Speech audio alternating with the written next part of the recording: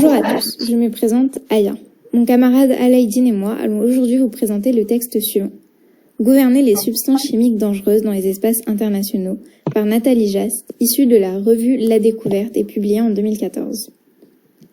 Nathalie Jast est une historienne et sociologue des sciences dont les travaux se concentrent sur le gouvernement des substances chimiques dangereuses et ses transformations depuis le XXe siècle. Elle s'est notamment intéressée aux effets des pesticides agricoles en France sur la santé humaine et aux actions entreprises en accord, ou encore à l'évolution du gouvernement des substances toxiques depuis 1945. Le texte dont nous parlons aujourd'hui se concentre sur ces enjeux à partir des années 70, où l'auteur souligne une extension des marchés de substances chimiques qui engendra dans les décennies suivantes une expansion significative des substances chimiques dangereuses à l'international. C'est pourquoi il est plus qu'important de se pencher aujourd'hui sur la relation étroite liant science et décisions politiques, notamment via l'intervention et la mobilisation d'experts scientifiques dont la connaissance devrait guider une action ou inaction de la société basée sur ces faits d'expertise. Notre problématique lors de cette étude sera comment étudier les logiques de la prolifération des dispositifs de gouvernement des substances chimiques et quelles sont ces lacunes. Pour étudier ce texte, nous suivrons le plan suivant. Dans une première partie, Alaïdine étudiera les différents modes de gouvernement des substances chimiques et prolifération de ces dispositifs. Dans une seconde partie, j'aborderai l'inefficacité du gouvernement des substances chimiques ainsi que les enjeux actuels. Nous terminerons par une conclusion. Dans cette première partie, nous allons expliquer les dynamiques et les évolutions qui caractérisent l'empilement et la prolifération des nombreux dispositifs de gouvernement des substances chimiques.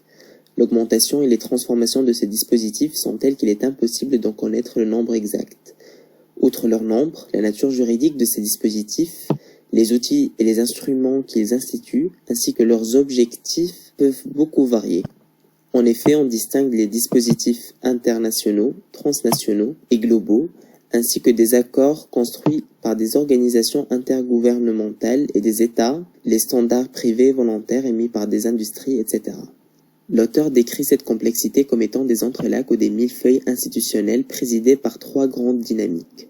La première, mise en place depuis les années 50, est celle derrière la structuration et la construction de marchés internationaux puis globaux.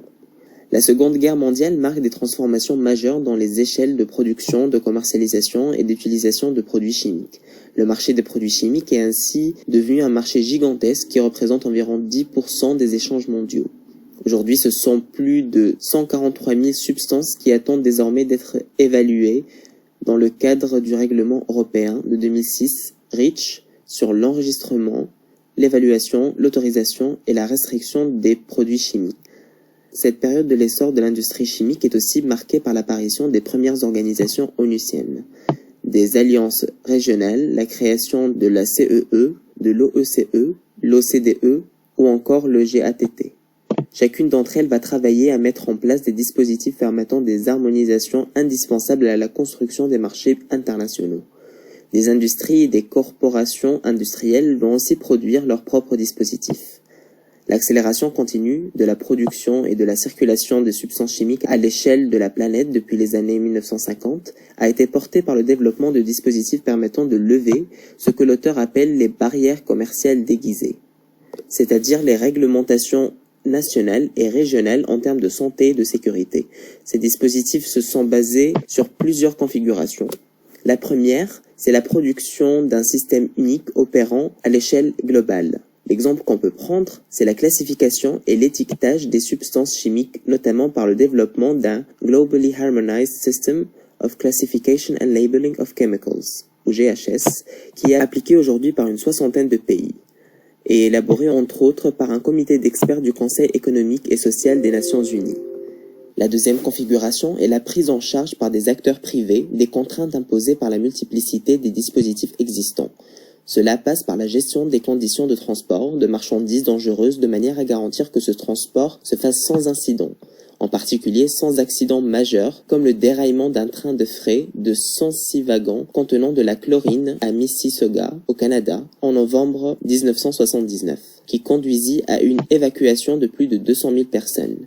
Ces conditions se font par des traités internationaux définissant des régulations régionales et sectorielles, publiques et privées, qui prennent des formes juridiques variées pour une durée limitée dans le temps, ou à travers des services juridiques mis en place par des multinationales et qui fournissent des outils de gestion et d'expertise.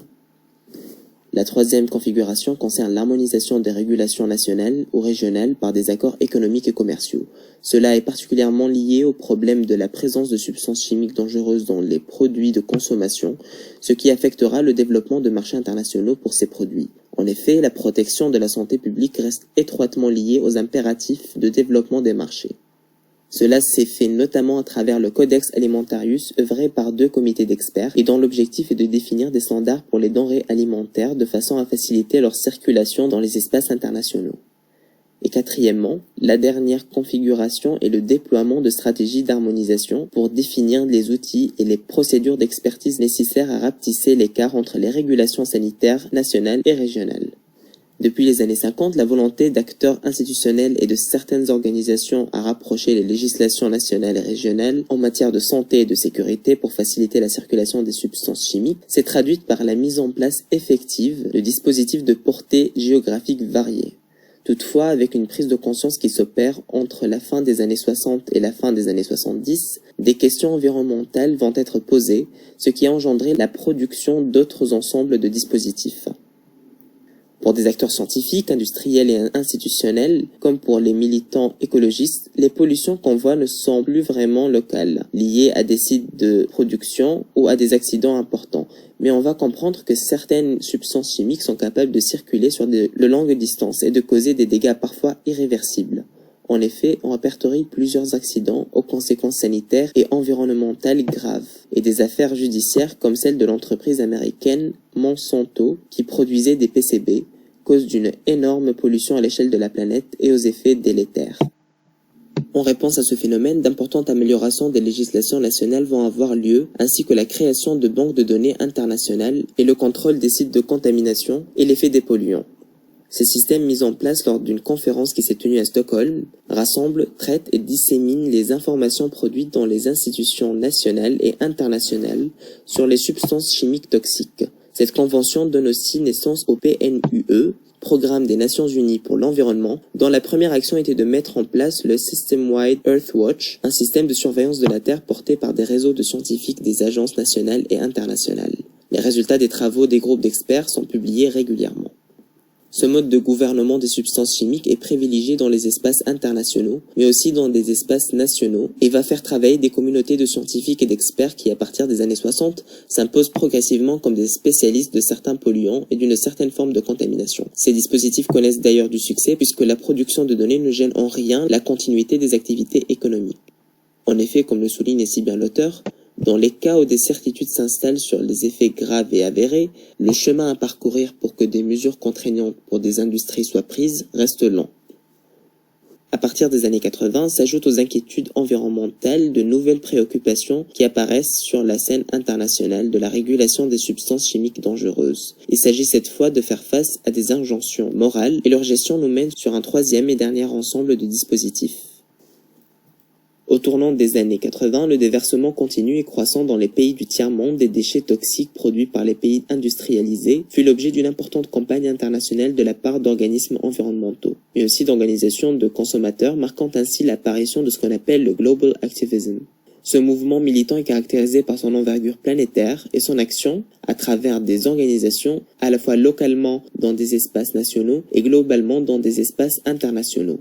Cela va reconfigurer les inquiétudes concernant les substances chimiques dangereuses et leurs effets délétères et les traduire en injonctions morales. L'OCDE et le PNUE vont être les premiers partis à se préoccuper du commerce et des déchets toxiques. Ils vont élaborer des lignes directives visant à cadrer les mouvements de ces déchets entre les pays en se basant sur le mécanisme de consentement préalable, PIC, de la part des pays importeurs qui vont être tenus au courant de tous les risques potentiels alors que certaines organisations comme Greenpeace vont aller jusqu'à demander l'interdiction totale du commerce des déchets toxiques pour mettre fin à ce qu'elle appelle l'impérialisme toxique du Nord. Cette interdiction complète, soutenue par la Convention de Bamako en 1991, va être adoptée par quelques régions seulement, alors que la majorité des pays vont adopter le mécanisme PIC. Ce dernier, par contre, va être refondu suite aux pressions des groupes militants, ce qui va inclure progressivement des mesures plus contraignantes sur le plan légal contre les pays producteurs et exportateurs de déchets toxiques. D'autres initiatives vont suivre au cours des années 80, toujours soutenues par l'OCDE et le PNUE, afin de cadrer la vente des produits toxiques et des pesticides, où les réglementations, bien que strictes dans les pays exportateurs, sont quasi inexistantes dans les pays en voie de développement.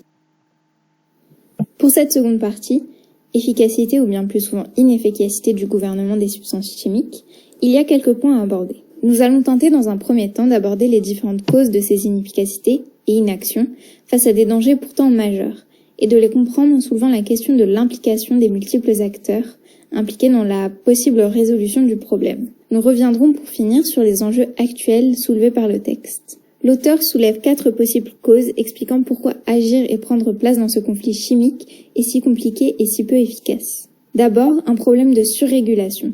Comme ce mot l'indique, trop de régulations sont mises en place, parfois à des échelles géographiques très restreintes, ou concernant certains produits chimiques à répétition. Cela a pour conséquence la répétition de certaines mesures, mais aussi leur contradiction. Un certain produit chimique peut se retrouver soumis à plusieurs nouvelles normes, qui s'annulent parfois entre elles, dans un effet contre-productif. Un second point soulevé a un impact politique bien plus clair. Dans le cas d'une mesure estimée contraignante d'un point de vue politique, le discours de l'exigence de preuves irréfutables pour démontrer l'existence du risque apparaît. Un tel discours empêche le gouvernement ou l'action sur des produits chimiques à potentiel risque. Par exemple, toute action de prévention est impossible et seuls les risques absolument avérés sont protégés. En conséquence, au point précédent, l'inefficacité du gouvernement de certaines substances chimiques dangereuses est due au nombre limité d'effets nocifs ou de situations à risque pris en compte. Ainsi, plusieurs cas passent sous le filet pendant que le même set de mesures, de démarches et de substances sont étudiés. Cela rejoint également le principe de surrégulation qu'on a présenté. Un exemple intéressant pour illustrer les différents points abordés est celui du Vietnam. Durant la guerre du Vietnam, un pesticide appelé l'agent orange était répandu sur le sol vietnamien régulièrement, causant aux habitants des répercussions graves, physiques et mentales sur leur santé. Or, une absence de dispositif et de prise en compte de la protection de pays en voie de développement face à des pays industrialisés a fait que la prise de mesures juridiques par les victimes contre ce traitement était presque impossible. La dernière explication réside dans le savoir mobilisé, et donc les experts. De par leur relation étroite avec des enjeux politiques et financiers, les experts sont en quelque sorte soumis à un cadrage politique durant leurs recherches, entraînant des études qui invisibilisent pratiquement les dangers. Ce qui est bien dommage, car c'est un exemple de la science corrompue par un intérêt extérieur et non pur. On peut alors se poser la question, pourquoi tant d'acteurs, experts scientifiques mais aussi financiers, politiciens, continuent de s'appliquer dans la constitution et le maintien de chacun de ces dispositifs, pourtant si inefficaces? Pourquoi des mesures toujours similaires réapparaissent les unes après les autres et pourquoi la méthode face à l'inefficacité ne change-t-elle toujours pas depuis les années 1970 ? Encore une fois, plusieurs explications sont proposées par l'auteur pour soutenir sa thèse. L'une d'entre elles est appelée le symbolisme juridique, une façon de vulgariser un petit peu ce concept pour le rendre plus accessible à notre niveau d'étude serait par le biais de l'argument « cette fois-ci c'est la bonne ». Malheureusement, dans des enjeux chimiques et environnementaux comme ceux qui entrent dans le cœur de notre débat, le problème se complexifie avec le temps. Donc intuitivement, la probabilité de réussite d'un plan pratiquement identique au précédent diminue en accord. Cependant, cette explication n'est pas encore satisfaisante. Certainement, l'inefficacité du gouvernement de ces substances nocives doit bénéficier à quelqu'un. Elle doit présenter un avantage. En effet, l'auteur s'est rendu compte que ces systèmes de fonctionnement facilitaient la construction des marchés, aussi bien pour le scientifique et le scientifique expert absolument spécialisé sur un produit ou une famille de produits précise, car cette relation étroite avec les politiques lui permet de développer ses recherches à travers des financements, à condition bien sûr qu'elles soient axées d'une certaine façon. Ces démarches de non-efficacité existent également comme part d'une stratégie de damage control ou limite des dégâts. C'est une façon de fournir une réponse suite à une critique majeure, un scandale, sans pour autant énormément s'impliquer à régler le problème qui représente, il ne faut pas l'oublier, une source d'argent en lui-même. Comme abordé en introduction, l'auteur relève depuis les années 70 une extension des marges de substances chimiques. Cependant, dans les mêmes années, une mobilisation, un soulèvement écologique apparaît également face à une crainte que nous partageons nous aussi aujourd'hui. L'auteur cite « La planète est entièrement et durablement contaminée ». Ces mots forts affirment la position de n'importe quelle organisation environnementale que l'on pourrait croiser à une marche pour le climat par exemple aujourd'hui. et ce à travers le monde. Des accords inefficaces comme ceux que l'on a étudiés aujourd'hui présentent une véritable menace, celle de limiter encore plus les possibilités d'action contre les substances chimiques dangereuses, au national comme à l'international. Bien évidemment dans le but de favoriser des intérêts politiques et financiers à travers les industries plutôt que la santé publique, les enjeux environnementaux ou encore la connaissance scientifique. Car il ne faut pas l'oublier, nous avons bien affaire à des traités environnementaux. Pour conclure, on a vu comment l'auteur questionne les logiques de ce millefeuille au-delà de sa complexité apparente, en s'attardant plutôt sur ces dynamiques qui ont conduit à la constitution de ces intrications multiples de dispositifs et sur ces différentes lacunes, notamment la contre-productivité de la multiplicité des dispositifs, l'emprise de certains intérêts économiques ou les divers enjeux environnementaux et éthiques. Il est important de noter finalement que les harmonisations de législation recherchées par les accords commerciaux à travers les différents modes de gouvernance des substances chimiques ont reposé sur la mobilisation de l'expertise scientifique, laquelle a pour mission officielle de déterminer la dangerosité et la toxicité des substances ou de définir des mesures permettant de garantir certains niveaux de protection. L'expertise scientifique dans cet article fait office d'arbitre entre les différentes positions qui divergent sur l'existence d'effets sanitaires, leur importance et les meilleurs moyens de les gérer. Ces arbitrages peuvent signer donc l'ouverture, la fermeture de marchés de façon conséquente et la capacité de contrôler la production de l'expertise semble ainsi comme l'ultime moyen d'orienter des décisions politiques, économiques ou sociales.